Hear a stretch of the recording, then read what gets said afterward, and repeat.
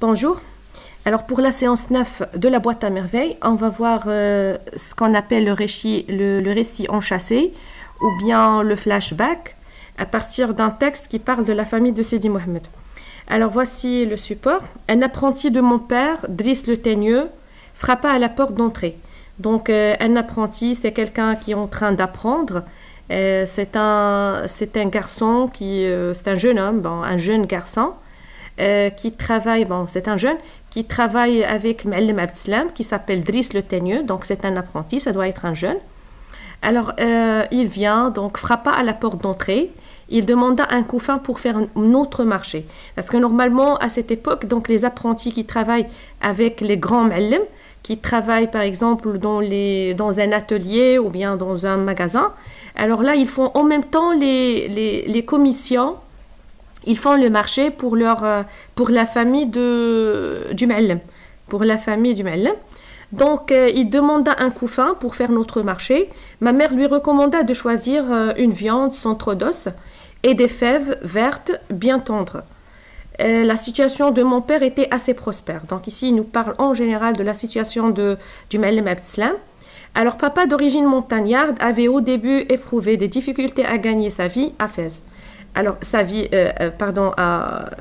au village et puis à Fès, il fallait pour vivre exercer quelques industries citadines.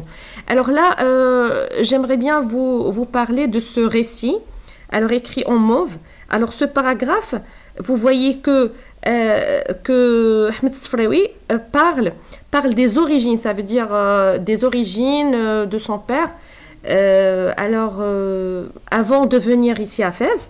D'accord, donc avant de venir à Fès. Donc là, c'est un retour en arrière pour raconter comment le M'Allim Abdeslam a commencé sa vie lorsqu'il était à la montagne ou bien alors au petit village qui n'est pas loin de Fès. Alors là, il s'est arrêté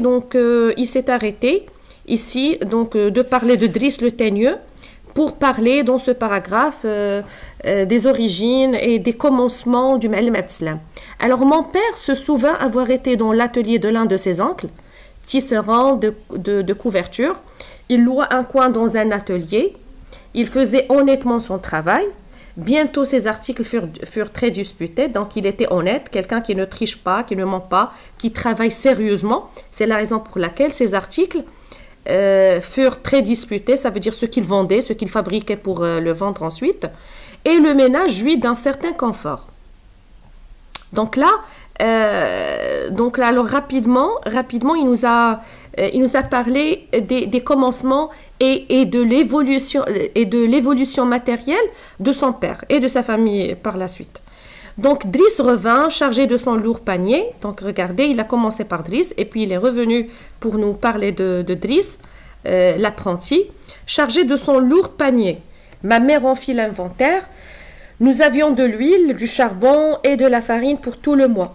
Quand ma mère parlait de l'œil des envieux, ça veut dire des jaloux, et elle pensait sûrement à ses richesses, les voisines moins fortunées nous jalousaient un peu. Donc, c'est un autre témoignage social. Il parlait de la jalousie parfois qui existe entre les voisins. Elle n'ignorait d'ailleurs aucun détail de notre vie. Donc, ici, il parle des voisines. Ma mère, de son côté, connaissait les difficultés de tout le monde.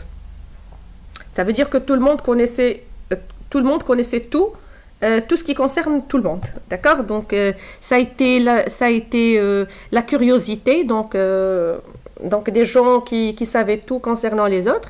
Et puis, parfois, il y avait la jalousie entre les voisins. Alors, ce qui nous concerne de ce passage, c'est de voir le récit enchâssé. Vous voyez que le premier paragraphe et le deuxième paragraphe parlent de Driss, alors que à l'intérieur de ce texte, on a un récit enchâssé, ça veut dire au milieu d'un cadre. Au milieu d'un cadre, d'accord, on a encadré ce récit. D'accord, il est retourné en arrière pour nous parler des origines de son père et de ses commencements, comment il est devenu un bon M'Allim. D'accord? Alors voilà. Alors la situation du passage, Sidi Mohamed mène une vie paisible, partagée entre l'école coranique qu'il déteste. On a déjà vu. Donc je résume un petit peu ce qu'on a déjà vu lors des passages précédents.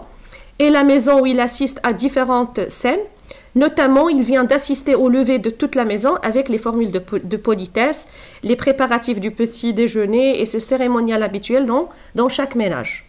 Donc voilà. Alors dans ce passage, le narrateur décrit la situation de son père ainsi que l'ascension sociale. L'ascension sociale, ça veut dire la montée. Comment ils sont montés. D'accord? Comment ils ont... alors ils ont évolué, comment leur situation a évolué, comment ils sont montés dans les échelles de la société. Donc il était un petit un petit flah dans son village, et puis il est venu à Fès pour travailler comme tisserand. Au début il avait seulement travaillé avec son oncle, et puis après il a pu avoir son propre atelier, ce qu'on a déjà vu.